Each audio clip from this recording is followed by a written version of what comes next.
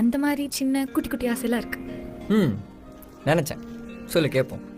இப்போ எதுக்கு? இப்போ எதுக்கா?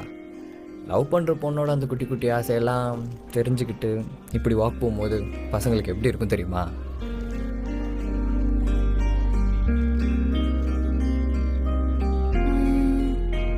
ஃபர்ஸ்ட் ஆசை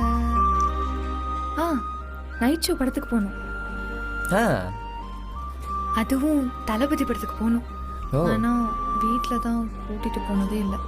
அண்ட் நைட் டைமில் ஒரு லாங் ட்ரைவ் போகணும் பைக்கில்.